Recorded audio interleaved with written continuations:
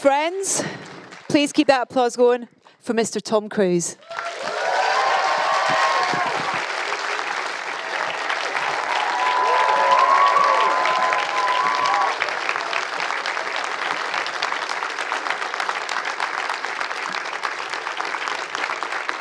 Thank you all very much.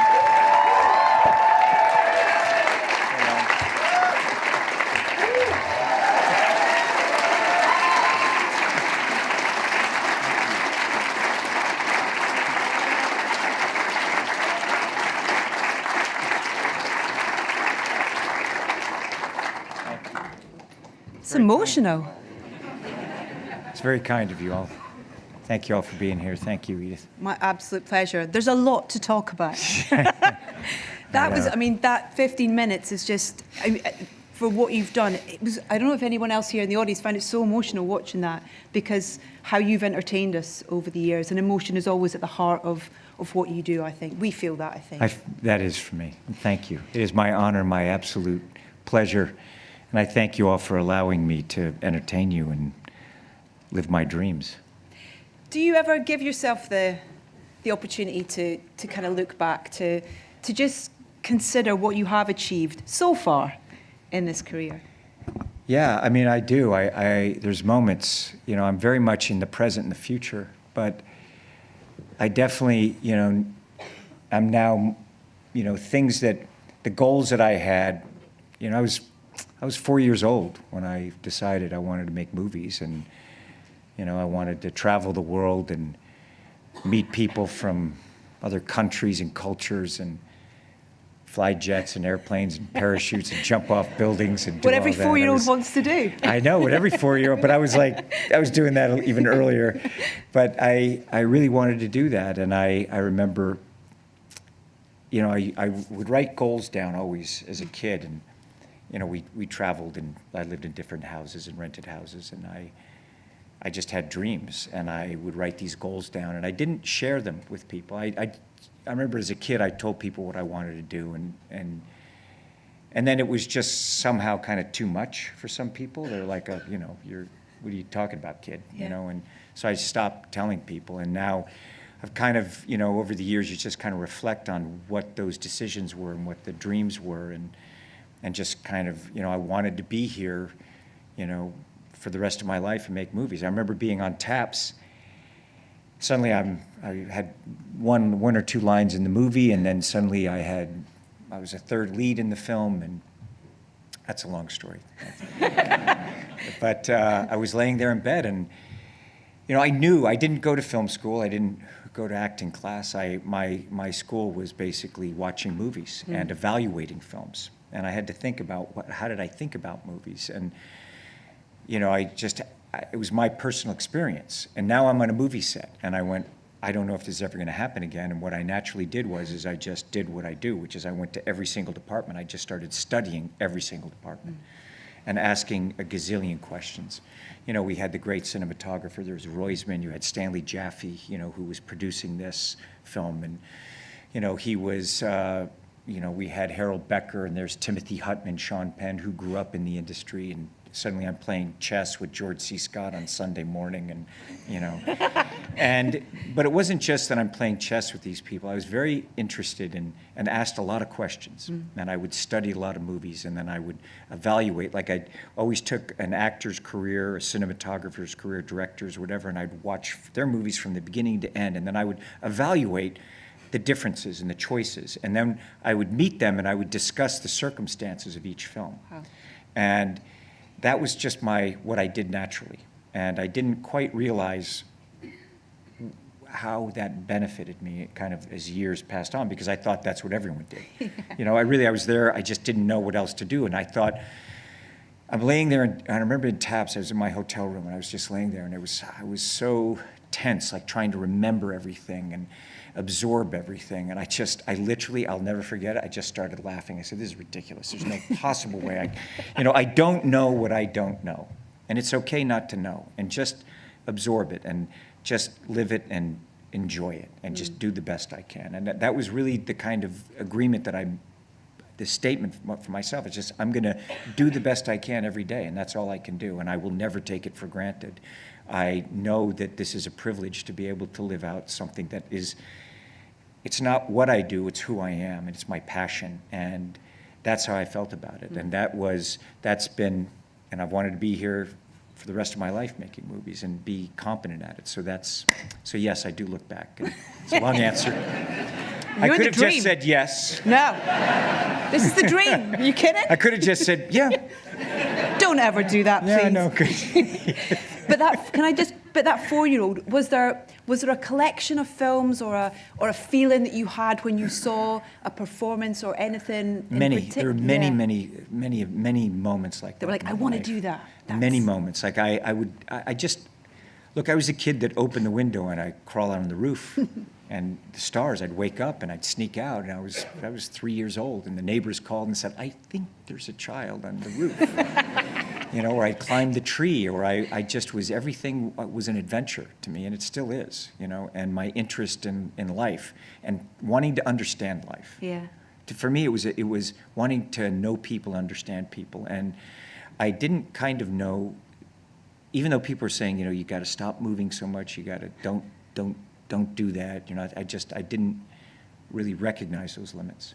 And when you started that kind of journey of kind of going, this is how I want to do things, and also I guess probably a good thing from not going to film school in terms of this is how you do it. You found your own way of doing it, and you found that you wanted to absorb all these different kind of the learning. You're going through your own film school, really. That's exactly it. I just kind of created my own film school, and I could see it from different points of view.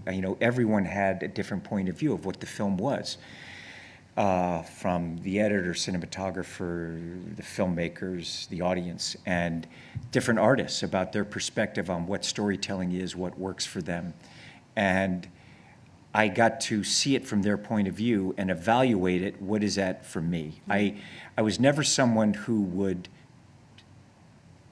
my experience with a story or a movie is my experience and what I feel and what I recognize. And then I sit in audiences, I'm like, did you have the same experience as I did? That's why I like cinema and the collective group of all of us together and sharing this experience together and bringing our own lives and our own stories and then experiencing it. I'm not someone who would read something to know how I should experience it. Yeah. Whatever art form it is, whatever culture it is, it's like I want to know for myself. I've never been someone to take someone's opinion. I'll listen, but I want to evaluate things for myself. And that's how I felt about movies. And the things that I would do is, and I still do, I study people's careers, and I studied the history of movies and how they're made, and and kind of pull from that and see what things I felt worked with cinema, and how do I build an environment where it's creatively, rich, and how do I do that? So every kind of little door that opened, I would bang the door open and push harder and be willing to make mistakes, be willing to evaluate why some things worked and why it didn't. So I would take a director and I'd look at what elements were involved in making that movie work: the editing, the cinematography, the score. Now, I was very fortunate because here I am, 18 years old, and I was able to go and I made a list of the filmmakers that I wanted to meet. And I was like, I'm going to meet these people. I'm going to interview them. And at that age, and when I did TAPS, I was very fortunate because I remember Kevin Huvain's here, and CAA was a very new agency. They had half a floor, and they wanted to represent me. And I was like, I interviewed my agent. I was like, here's the goals that I have, and I want to meet these filmmakers. And I studied who CAA was, and and I knew when I did TAPS, there was interest in representing me, and I didn't have an agent. And I was like, okay. And they were very helpful. People were very, very helpful. So I was able to interview Scorsese, Sidney Pollack, Newman. I met Hoffman when I was young, and Spielberg, and every step that I made, I was constantly, I studied movies, and then I studied the studio system, and then I studied distribution, and I would force the studios to send me to countries when I was very young. I was fortunate because I knew I had certain marketing consultations, Now, when you're 20 years old and you have marketing consultation, and I'm sitting at these desks, they were not excited to have me sit in those meetings. Who is this person? I was always like, I said, look, I don't know. I just want you to teach me and learn and see what you do. So I was then they started opening the doors. They realized I'm not trying to tell them what to do. I want to understand. Yeah. And I like to understand things and just put all the pieces together for me. And I wanted to go to these countries, and I would force the studios to send me to countries, and I wanted to understand, I wanted to see their movies with them, and I wanted to see the films that I made with them, to see how is it communicating. Again, kind of a lifelong journey of how do you feel about life? Like, what things matter to you? Not just reading in some book, but I wanted to experience it, and I wanted to go to these places and work with them and know them, and then see their movies and make movies for them. So a lot of the things that I would then go and realize wow, there's not a lot of theaters around. And at that time, Hollywood was very Hollywood. It was about America, and I was very much about global.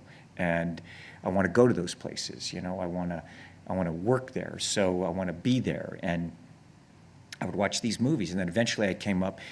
When I would go, it would take months to travel, and I'm like, I make movies all the time. Like, I don't have time off. I don't want time off. I want to make movies. And so that's when I came up with the red carpet premieres. I was like, I can do, let's bring the Hollywood kind of culture to them. And I came up with the red carpet premieres, and then I could do a country every other day or a day, and then travel around or spend days there where I could have days where I could go to the movies, spend time with artists, and really kind of scout the areas. And that's what I would do. I'd go and look at those areas. This is before the internet, way before the internet. Okay? Before you all were born.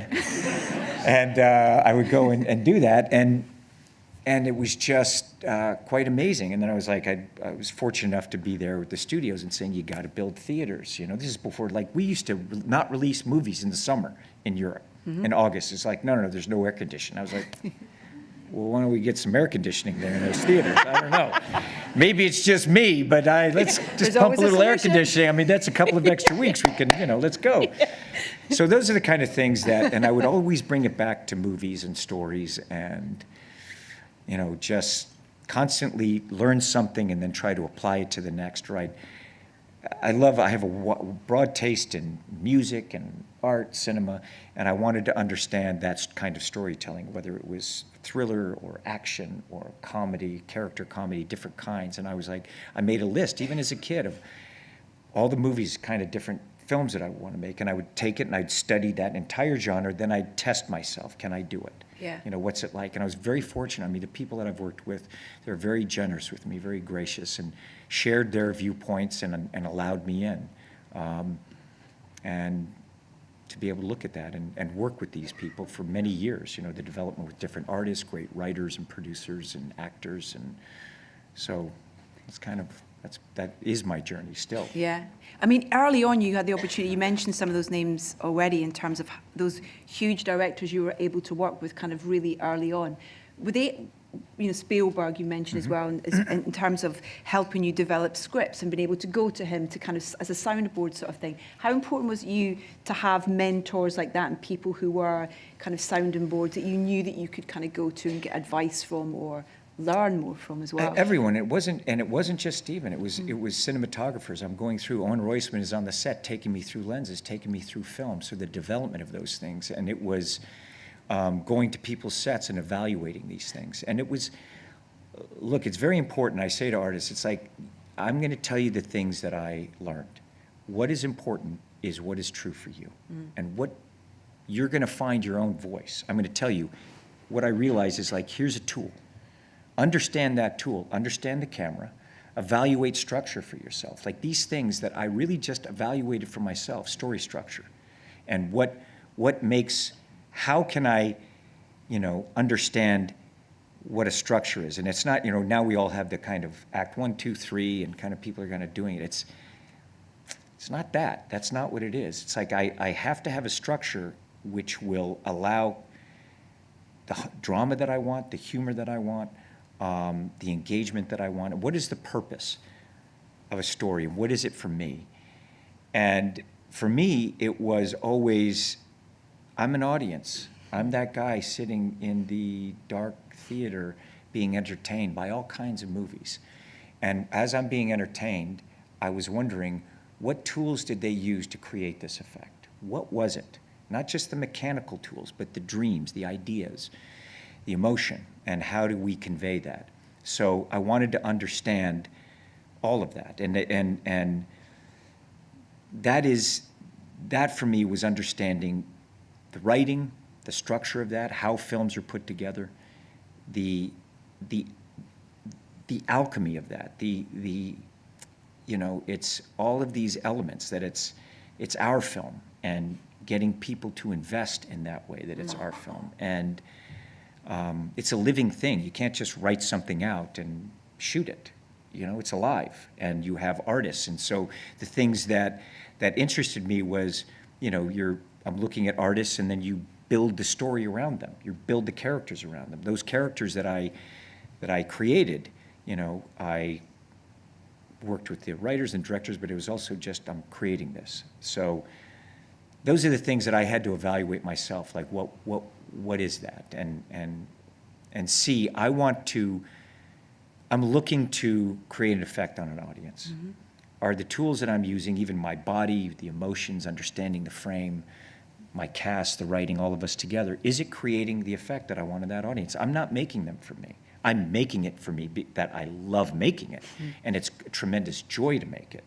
But when I'm acting, I'm also there for the actors. I'm there for the crew. I realized, and I know even before I made movies, that to lead is to serve, and that we're looking at our industry, and it's important to help each other to become competent, to strive for competency. And it's great to study knowledge for knowledge. It's a wonderful, knowledge is a fun thing to know, and we can kind of quote things back and, who did what, whatever. But if you have a tool a knowledge that you can apply, I'm looking for knowledge that I can use, not theory. I want to know, when I apply this, does it create the effects that I want, and how do I do that? So that's also something for me. I think that even as a kid, when I was cutting grass, you didn't cut grass well, the guy didn't ask you to come back and cut the grass. It was very simple. And I needed to cut the grass because I needed the money, when I was a little kid, and you're going through it. And so I was like, oh, I better be damn good at cutting grass, and that's my dream. And so those are the things that I've learned and that I apply to my life. When you were making those kind of choices, after Risky Business, probably when things started really, that attention on you, that leading. It's interesting. It happened right away. Yeah. With Taps. Everything happened fast. Yeah. Like all of a sudden, honestly, it was like, it just happened fast. And I feel it. Well, I didn't just feel it. It was like it was happening. No, it was happening. Like the phone calls of this, and I was very, I would go to the studios. I'd go and I was right there, like very early on. And I knew, as I said, I was like, I don't know what I don't know. And I'm here to learn, I'm here to listen, and also find out, just because someone says something doesn't mean it's true or that it's effective. So I also, even when I was kind of growing up, looking and seeing what are my personal goals? What do I want to do? And I wanted to make great films, and I wanted to learn how to make great films. And as you're learning, you're going, how do I learn to make great films? And what is a great film to me? Yeah. And so right away with Taps, I was offered other films immediately. And I did a film, and it was called Tijuana at first, and it was with Hanson, Curtis Hanson, who went on to direct L.A. Confidential. And Shelley Long was in there, and it was Jackie Earle Haley. And coming out of Taps, which was, we spent, 6 weeks with rehearsals, and there was an environment that Stanley Jaffe and Harold Becker had created that really defined the rest of my career. Because then I went on to Tijuana, I was like, okay, whoa, I'm making this movie, and the quality wasn't there, and the intention to make a great film, because what they told me what it was going to be and what it ended up being were two different things. And I was in it, I was like, I always made my own decisions. Like I listen to people, I listen to advices, but I hold my own counsel with everything. It is literally like, if I'm not, I know these are my decisions in everything in my life. It's like I am responsible for it. So I was very much, when I did it, I was like, I'm choosing, and it was an incredible learning experience, because it was the first time I realized like some people didn't know how to make movies. And some people didn't have the same level of passion or quality commitment. And going from that experience of taps to that, and I'm not making less of it, that experience was just as valuable and important as the taps for me. And I went back and I would go, okay, what was different in these two environments? And how can I set myself up to learn and to keep growing? And so that experience was very important. Then I went, okay, I'm now kind of redefine and spend more time interviewing people before I go in to work with them. Even if obviously my opportunities grew after Risky Business, but I had the opportunities were there, and I went and I saw Coppola was doing a film, and it was an amazing experience. We all had workshops. So there I am. I was like, okay, I'm not going to do this again. I want to work with Francis. So I went and we all rehearsed, and it was an amazing experience. Again, here we are, really two generations of actors and actresses are all doing workshops together. Wow. And it is an audition process. So I saw all of these incredible actors, young actors, and then Mickey Rourke came in, who was, he was older than us. He was like 26, So old. He was an old guy, but he was like Mickey Rourke, body heat and just brilliant actor. And God, he was amazing. And all of these actors are just seeing a generation of all of them, and we're workshopping and we're ad-libbing and we're doing comedy and drama and writing skits. And, these are things that, as a kid, I wrote skits as a child, and I would do a lot of imitations. I write little skits for my family, my sisters, to make them laugh, and my mother. And I was always doing stunts, too, by the way. I was always crazy. Of course you are. I broke a lot of bones. Yeah, but that was an incredible experience. And then I was offered Rumblefish, and I was offered Risky Business, and I was like, no, I'm going to do Risky Business, and thank you. To have that opportunity with Francis, and I saw Francis recently again, and I again said, I thanked him for that opportunity. Like, I had taps, I had these 3 films, and now I'm able to evaluate different environments as an artist, and kind of going, what environment do I want to create for myself that is going to allow a rich environment creatively? And so for me, it was, I remember I have a little bit of money and I'd get an apartment. I had a big TV and I had stacks of, movies, and I would train and I'd watch movies. And I'd set my time and I would just watch movies. And not just watch it, I'm absorbing the films, and then I would, go and evaluate for myself, and I'd meet that cinematographer, I'd meet that editor, and I was going like, who made those choices? What are all these elements in this art form that are coming together to create the film? And understand it, that's what I'm trying to do, is create that environment where everyone can flourish. I'm there working with them, and then I did Risky Business, and then I was like, when I was doing Risky Business, I wanted to play another different kind of character, so I did All the Right Moves. And again, from All the Right Moves, I did, bunch of other films, Legend. Oh, I've got a list. Bunch of other movies somewhere around there. I did some other things, I guess, along the way. I mean, that was one of the joyful things about today, was just diving into your back catalogue. And there's so much. It would be impossible to talk about everything tonight, but there's a few, if you don't mind, just kind of picking up to kind of talk about, and for different reasons as well. A Few Good Men. Yeah. I'm going to jump around kind of different time frames and generation stuff. It's beautiful, and Rob Reiner, and that amazing cast. That was an extraordinary experience. I remember I was in New York, and Rob said, go see the play. I was out of town. I was out of the country at that time, and I went and saw the play, and I called him back. I said, great, let's go make the movie.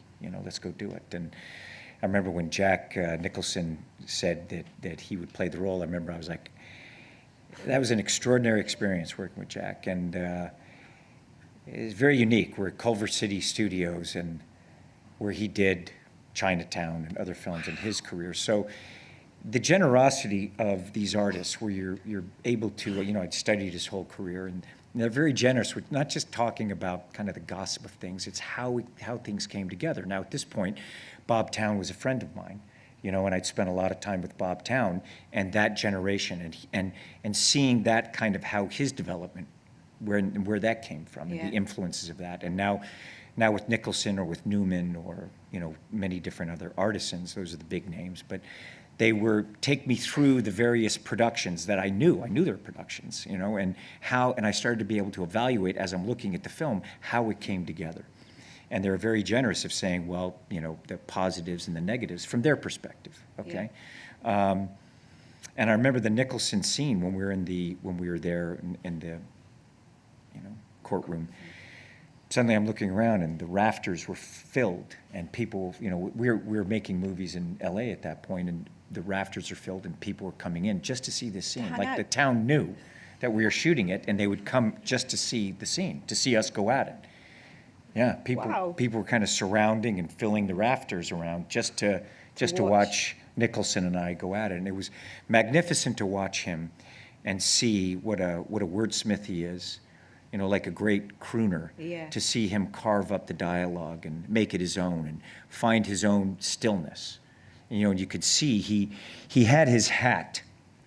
And I was like, look, I'll go first, you know, with this. And he was very generous, an actor's actor. He's off camera the whole time, just feeding me, and very supportive.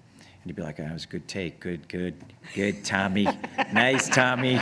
You know, always like pull me aside, and that was a nice one, Tommy. Remember that in the next one. Yes. You know, and just really like lovely. And he just loved it, me going at him. And I could just see also as I'm doing it in the same way, like, you know, when you're acting, you're in the performance, but it's very much kind of I don't know how to describe it. I'm filling the space. Do you know what I'm saying?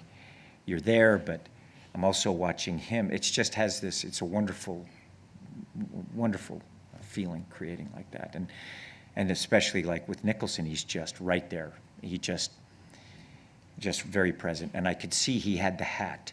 And, you know, Nicholson, and I spent a lot of time even, you know, just teaching actors about the lens and understanding what the lens is. You know, it's important to understand the tools around you and what you're doing, and just don't, you know, you're here like this. Nicholson understands that lens. And those guys that came up, Newman, all of them understood the lens.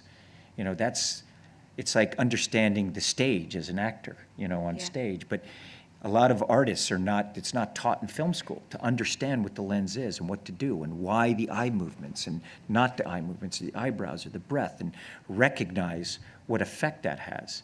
And it's not that and you can't just get locked into that, but you must understand there's a tech to it, you know? Art, the derivation of art is skill. It's not, there's a skill to that, and there's a skill to performing in the various, and stage is different than movies, and movies are different than television, but you could see Nicholson, he understood it so well, the stillness and what he knew, the power of that character. And when you see him, he just started to grip that hat, and he was looking for his center, and you could feel his voice start to relax and his face start to relax, and you could feel the energy that he was going, and he just centered it like, and just throwing like just lasers as the film went on. And he knew what he was doing, and he was absolutely correct. And every actor, you know, when you're working with them, that they understand their art form to that degree. You know, you spend time, I always tell actors, spend time in the editing room, you know, produce a movie and really understand and study movies, study old movies, study new movies, recognize what the composition is giving you know, from comedy to drama, know what those lenses are, and know how to use it to your benefit, and understand the lighting, you know.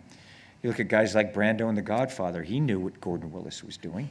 He absolutely understood the lighting and the lenses. You know, and all the greats, they understand it. So that's what he did, and you could just feel him as I'm going off camera and I'm coming at him, and you could feel that, him centering himself and just delivering that. It was awesome. It was really very exciting. And infectious for you, playing opposite that as well, in terms of the energy you take from Oh my that. gosh, and the whole courtroom, you know, everyone, and all those actors. I mean, what a cast, you know, we had on that. And that's why Nicholson's there off camera, you know. I'm always there off camera, and I'm there, I do my own inserts, you know. When you see a hand there and those things with a foot, it's like, it's me. I want to be on the movie set, you know?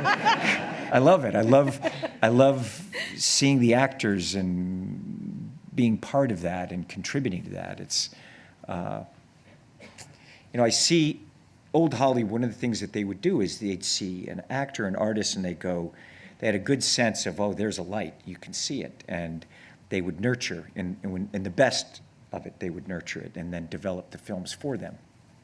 You know, Chaplin and Harold Lloyd, Buster Keaton, all those guys, they started out in vaudeville, and they tested their performances and their skills in front of a live audience.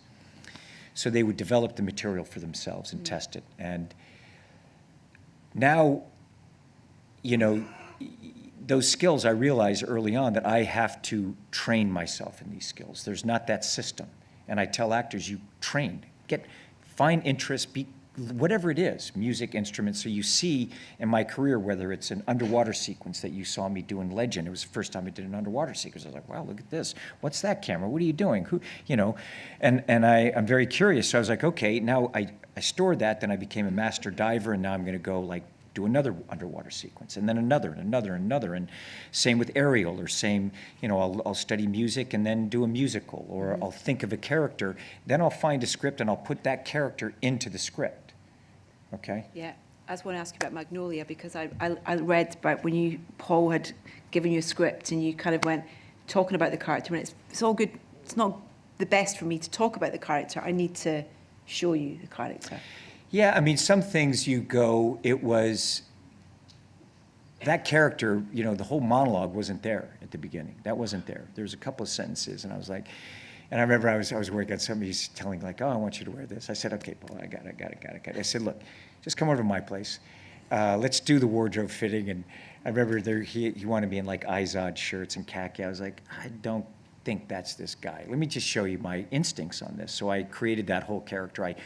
I was in my screening room. I had him. I said, just sit down right here in my screening room. And I lit it, you know, and I had the whole music. And I basically wrote the opening monologue, you know, my version. And I was like, let me just show you what I'm going to do. And he was like literally right here sitting. And I had a stage. And I had it lit, you know what I mean? And I had the big speakers. Dun, dun, dun, dun, dun, dun, dun, dun, dun, dun, dun. And I just, as I was doing it, I could just see his face. He's like, what? Fuck. I was like, I don't know, this is Mackey to me, you know what I mean? It's like, and boom, you know, so, and then what's nice is, you know, you show them and then it evolves from there. And then every day, like we were writing those monologues, and I just had a list of things that, there's stuff that, look, I do research on things, I do it, but yeah, just like, I create characters like that, you know, you just go, I can do it. And you work on it. And I don't, you know, Les Grossman, I knew what to do. I was like, I want to play this character, but I'm going to have fat hands and I'm going to dance. What was the fat hands thing? I don't know. I don't know. I just needed fat hands. I don't know. It's like instincts that you have, and you just know it's going to be funny, you know, and it's an illogic. Comedy is an illogic. We laugh at an illogic, okay? So there's certain things that you get an instinct, and it's, you know, when you're shooting a film, it's like you prepare, and believe me, I prepare everything, and we're going through it, and there's a lot of communication and dialogue about character and story, but then it's just we're in the moment, the camera's rolling, and for me, I'm rehearsing. It's there. Every take, it's like, it's now. And I just can be the character. You know, you just be it. And then, you know, there's times that I've worked on, I was shooting 3 films at once at some point, or McHugh, what was it like? What did we do? 12. Like 3 films, you were there. It's like, was it 3 films at the same time? So I was doing pickup, shooting a film, and doing it, and playing 3 different characters. And that's the kind of skill where you want to be able to go in and out of that. And that's what I like and I work on. Born on the 4th of July. Yeah. The range, I mean, I watched that over the weekend again, Yeah, and it's just, as an actor and as an opportunity to play a character that goes kind of, I mean, the opportunity for you to play that one man, but that goes through so much. Yeah. What an opportunity and what a performance. You know, what a beautiful man, first off. He was born on the 4th of July. I was born on the 3rd of July. And I had a tremendous affinity for that character. And going from Rain Man to that, it was a moment, like every time I'm going, here's the crucible, here's the Rubicon, can I cross it? Can I? This is the moment where I'm testing my abilities. I'm testing like my dream. I'm working with Paul Newman and Scorsese, you know, and these I'd met them beforehand, and every time I'm going, it's like, where's this going to take me? Like, this is the moment? And every step, I was just trying to constantly push myself and learn as much as I could in very different films. You know, being there on the set with Scorsese and Newman and their points of view and different points of view of cinema and storytelling, and then learning all from them. And then the time that I spent with Hoffman, 2 years with Hoffman. You know, we went through several directors, but still to be able to develop that structurally. And every day, like, you know, we'd go to set and we were writing the movie as we're going along. You know, we would ad-lib it and write it. I mean, my skill and my work, even since I was a kid, was creating characters instantly and ad-libbing and writing structurally, understanding on smaller scale and then a larger scale. And, you know, it's to be able to do that and then go to Born on the 4th of July. I spent my mornings, I was working on Born on the 4th of July. In the afternoons into the early evening, I was working on Born on the 4th of July. I was Rain Man in the morning, then Born on the 4th of July. And to have him open that his life to me, to spend that time with Oliver, you know, that was a very powerful experience. And then to go from that, you know, I remember I was even shooting Cocktail while I was prepping Born on the 4th of July. While I was shooting Rain Man, on Sundays we were going and doing pickups on Cocktail that was coming out in July. So it was, and for me it was, how do I just constantly learning about storytelling and focused on that and learning. And it was amazing. And I love Ron. And to this day, our birthdays come around and we send each other flowers, and forever. It's like, again, it's humanity. That's what interests me, you know, when you're looking at life and history and geography and journeys, and it's just a real privilege. Yeah. I believe we have your sister to thank for Rain Man. Yeah. Yes. I was at my little sister, who's here, Cass. Yes, Cass. Yeah, Cass. So I was back. I was shooting Legend with Ridley Scott here. Yeah. Okay. And I went back, and there was we were at a restaurant. You know, I was eating at a table, and she goes, "There's Dustin Hoffman." I looked up, and there he was with a hat, and he was doing Death of a Salesman, and he was ordering takeout. She goes, "You go over and you say hello to him." I said, "What? I'm not gonna go say hello to him." She goes, "You love him, and you know his career. You could go over and say hello." It's like, and she doesn't do stuff like that. Like, she's not, and I don't walk up to people and introduce myself, but she was so pushy. And she literally said, she goes, "Look, if you don't do it, I'm going to just go over and I'm going to tell him who you are and that you're over there." I was like, he's not even going to know who I am. This is like going to be really humiliating. I'm not doing it. So finally she pestered me so much, I said, "Okay, I'll go over and say hello." And I went up, and he was obviously had his hat on, and he was ordering takeout, and I just stood next to him, and I said, "Excuse me, Mr. Hoffman, I'm sorry." And he looked at me and went, "Cruz." And I went,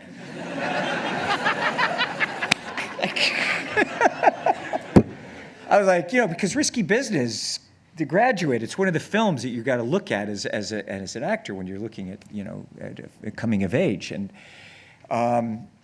that's how I met him. And he's like, "Oh, where are you in town? You seen?" It was like I think it was the last week of Death of a Salesman. I said, "No, sir." I said, "It was sold out, standing room only." He says, "Well, come to see it." And I said, "Well, can I bring my sister?" You know, and he was so gracious, and he had me there and brought me backstage, and we were taking photos. I met the whole cast, and you know, I remember seeing John Malkovich. I was shooting Risky Business, and I saw John Malkovich in Chicago in True West. You know, he and Gary, and they were astonishing. I mean, oh my God, they were astonishing. And now, you know, he's doing Death of a Salesman, and that cast was amazing. Performance was amazing. So we were there, and as I was leaving, he said, "I want to make a movie with you." And I was like, "That'd be nice. Thank you very much, sir." You know, "Thank you, sir. That'd be very nice." I was raised Southern. It was yes, sir, no, sir, yes, ma'am, no, ma'am. And people are like, it was really, they say, "That's it. Please stop saying that." And but I was, and that's what happened. And basically, he sent me, a year later, he sent Rain Man to me. He sent Rain Man, and the script was not the script. You know, Rain Man, my character was like 57 years old, you know, real old guy.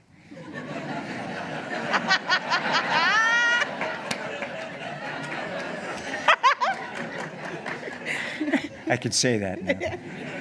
So, so I was like, and he goes, I want you to play this character, and I'm going to play Raymond. And so anyway, it was a tremendous journey, because also part of my things, I would meet writers and screenwriters, and we're seeing how to develop it, and the rhythm, and us finding the tone and the rhythm.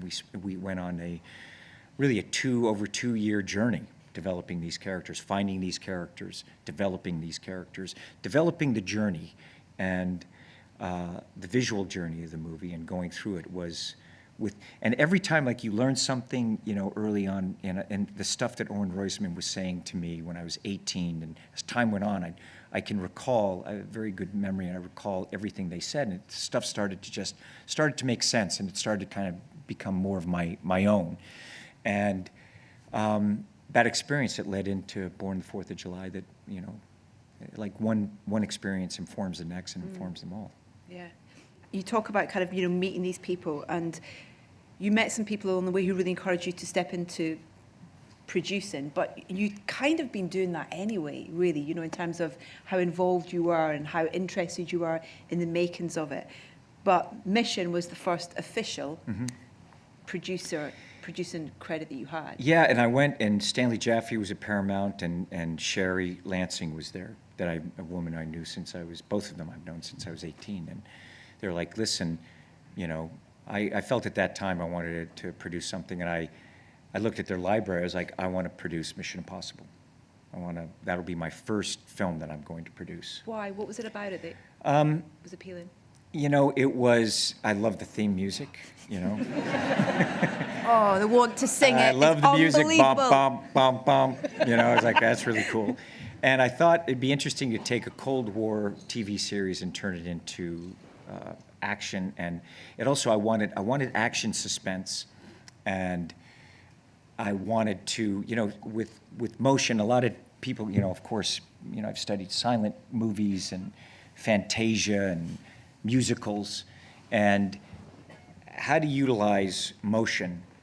And you see me even in taps. I'm a physical actor. I'm looking at behavior and kind of the effect of just behavior, period, on human behavior and how that reflects. So even in the film, when you throw yourself out the window, it's kind of like and sprinting, and looking at Mission and kind of going, what can we do with action, and the stuff that I'd seen. I remember being on taps, and I was like, oh my gosh, these guys actually, like, there's stunt people that do this, and I would study them and learn those things, and kind of how can I evolve action and storytelling, and imbue kind of that kind of story with greater amount of motion, and develop that stuff, and that's what happened, and that is my interest. So I'd studied stunts and different cameras. I thought, me doing it, you can put the cameras in closer and in different places, and so I was constantly working and developing my abilities,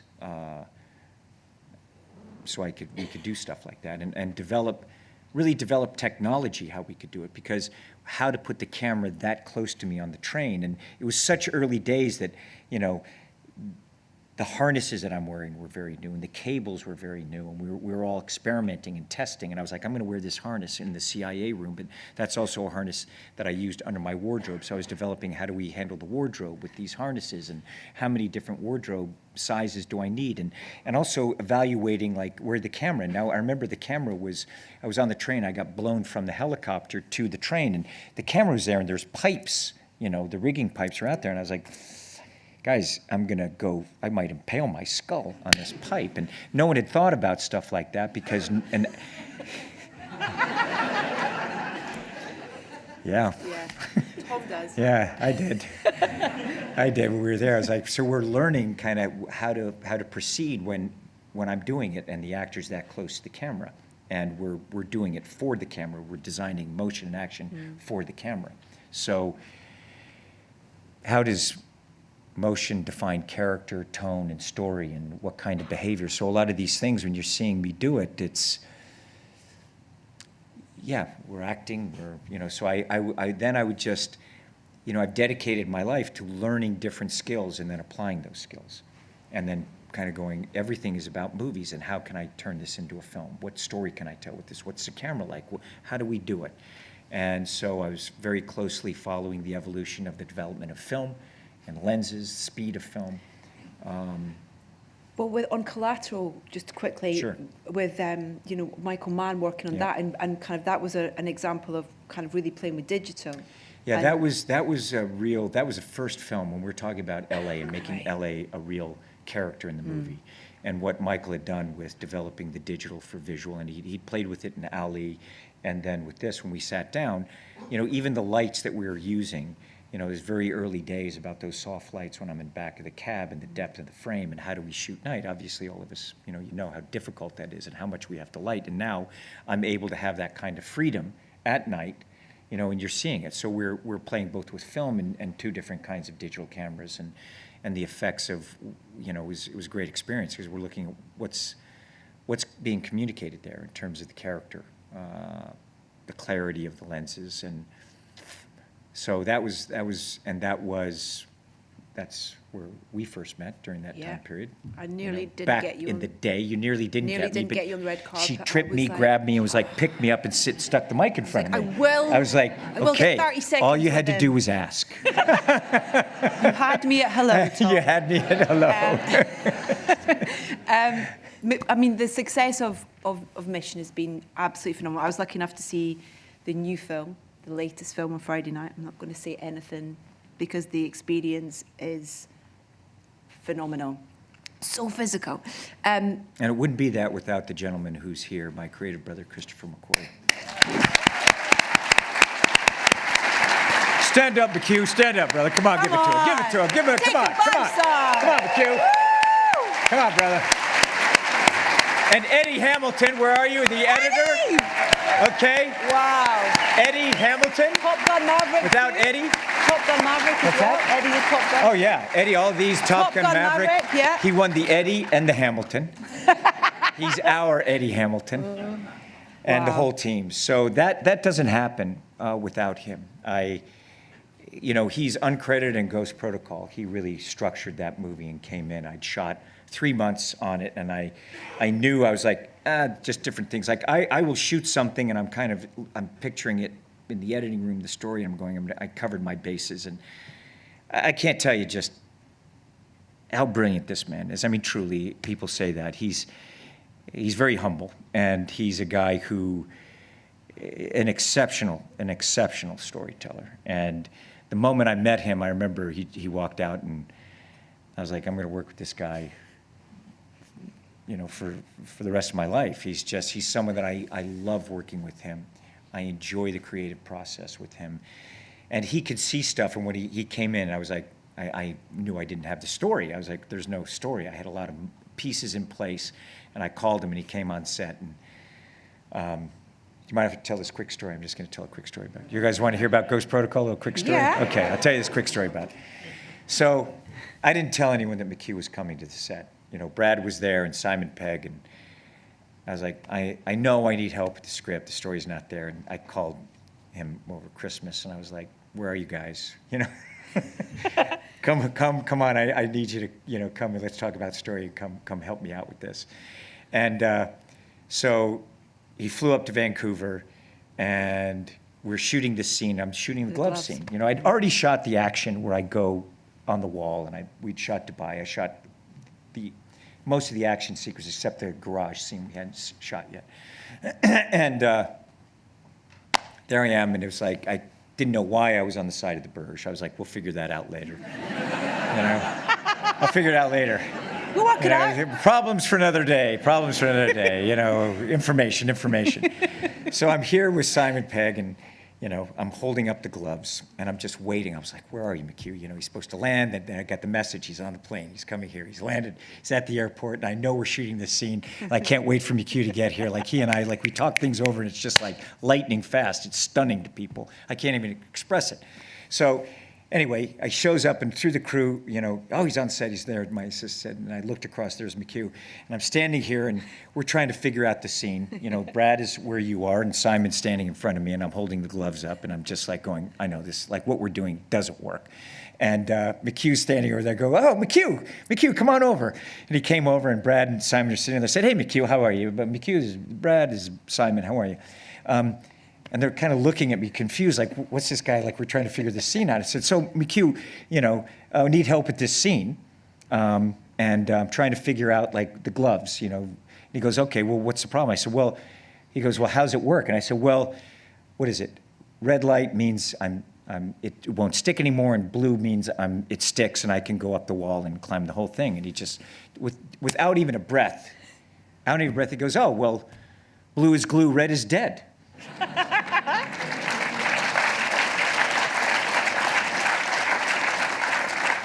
And proceeded to write the rest of the scene. And I was like, thank you. And they were like, Bird and Simon were like, who is that guy? I was like, oh yeah, it's McHugh. He's going to write the rest of the movie. You go. Go see the rushes. And he went and saw the rushes while we're shooting the scene that he just wrote.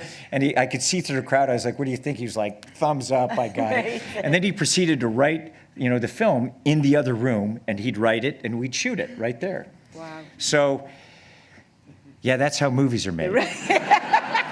That's how I learned how to make movies. I don't know what to say. You just keep going until it's right, and you never, ever give up. You just keep going, keep going, keep going. Now, that doesn't mean that we're trying to get it right in the early stages, but things evolve, and it's very complex. So, and that's just one thing of McHugh. So one of many. One of many. Yeah. And so, yes. You guys have got about another 64 films already planned. Oh, we do. Believe, Yes, well. actually, we do. Very much looking forward to. Yeah, we got a lot. Our relationship is just endless stories. We were never formally introduced, but it's great for us Miss as film family's fans. here too. I love you, ladies. Aww. Heather, Gigi, W, Wilhelmina. All of them, we all grown up together on the road. It's a lot of fun. You all left Seattle 19 years ago. On the Tom Cruise tour bus. I love it. It's great. I know we're kind of getting through time, so I can't not mention Top Gun.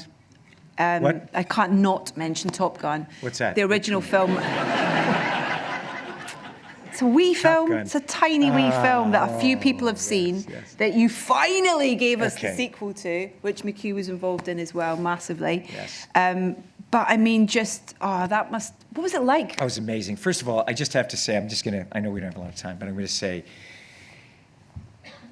because we're here in England, this is BFI, I remember I was offered Legend, and here I am working with Ridley Scott. And I remember flying to London for the first time, getting off the plane, and I was in a car, and I was driving with the car, and I was, my driver was like, he was a studio driver in England, and I was like, well, I'm always like, what movie did you work on? What'd you do? And he was like, he drove David Lean, and, during Lawrence. And I was like, oh my gosh, he's just started telling me stories about David Lean. And eventually I made him take me to the parking place where he would drop David Lean off in the editing room. Okay, it's like this, yeah, I'm that kind of guy, So, and we talk, he parked there, and I'd make him tell me stories about it, and David Lean, as he's working on the film, and the times that he had with him. But anyway, he drove me to Pinewood Studios, and we went through that gate to Pinewood Studios, and there we were at lunch, and there's the production designer, the cinematographer, and Ridley Scott, and it's lunchtime, and there's the pub. There's a pub at the studio, okay? Yeah, really. And these guys, and there we were, and they took me, we had lunch, and they took me to the Bond stage. And here I am, like the Bond stage, and there's this gorgeous forest that's being built. And Ridley's talking about what he's going to do. So I'm at the Bond stage. Now, the places I grew up in, I'm in America, small towns and different places. And now here I am, still in, the dream. And then, anyway, I worked with Ridley. I learned a tremendous amount, being on set with him and seeing a whole different kind of filmmaking process. And then he said, you should go meet me brother. Yeah, just like that. Yeah, go meet me brother. I was like, okay. And they wanted me to make Top Gun for about a year, and I was, and then Tony came on, and I went and I met, with Jerry Bruckheimer and Don Simpson, two brilliant producers, and Tony Scott, and I went and I met them, and there's, they took me through it at that time, and Yeah, I remember going in and they really wanted me to do it, and I really wanted to work with them and have that opportunity, kind of the next step, what I felt for my education, having gone through, everything that I'd done. And so I got in the car, and I was, my agent at the time was like taking me to the airport. I said, look, I'm going to make this movie, okay? I said, but don't tell them that. I said, and I negotiated a deal where they had to allow me into every production meeting, every aspect, like behind the scenes, and see how Don and Jerry produce movies, every aspect of it. And also, this is when I started getting like more creative controls and stuff like that. So, and that's what happened basically. And then it was just an amazing experience and another level, learning from them and having lifelong friends with them. And it was an extraordinary experience. To be able to see Tony Scott, what he accomplished with those jets was extraordinary. And also in Days of Thunder, I worked with him. He changed aerial photography. He changed motorsports. The way that you see these sports being filmed today is because of Tony Scott. And I want everyone to know that, what an artist he is. And, I love him. And I love Ridley, and I'm very grateful to them and the time that we spent together, and amazing artists. And it was an exceptional experience making that movie. The actors that we got to work with, and Val coming on board. I remember Val, he was like, we basically begged him to do it. And Anthony Edwards and Kelly, all of them came in, and it was very, very special for all of us. How was it to not replay a character, but revisit a character? It's the first time you've... Yeah, it was, apart from Mission, and I did one with Reacher, but it was Top Gun. They wanted me to make Top Gun immediately. They were talking about the sequels, and actually some of what we ended up with was an early idea that we had, that Jerry, Don, and I had spoken of. And if we ever do it, what would that be? And actually, McHugh came on very early on in the story process, like 10 years before we were talking about it. And McHugh would constantly, like, as I said, like, oh yeah, more than that, wasn't it, McHugh? Was it 10 years? Bloody hell.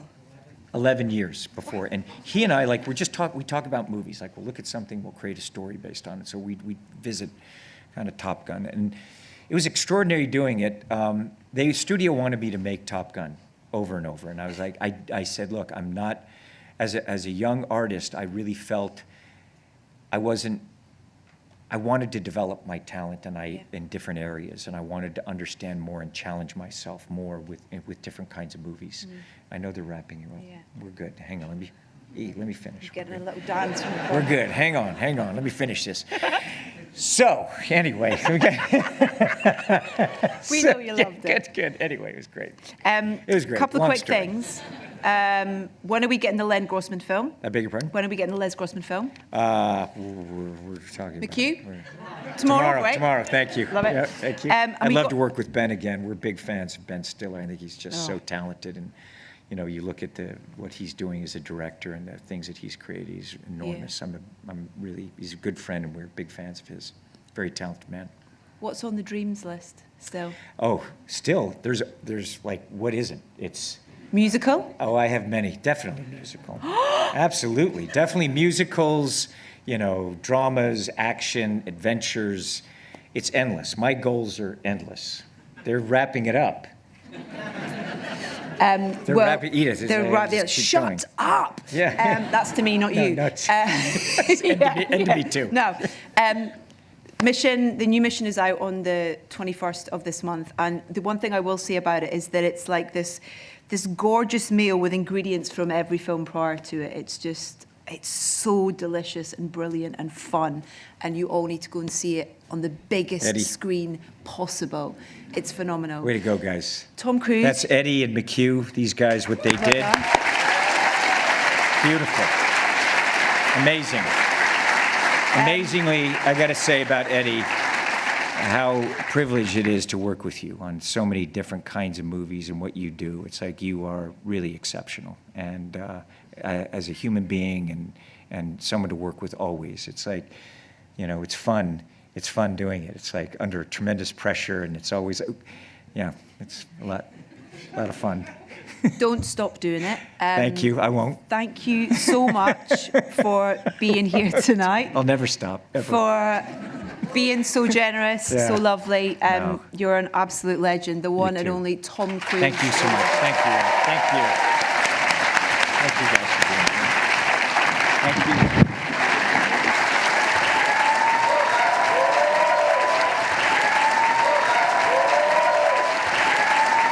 Thank you so much. Thank you all. Thank you.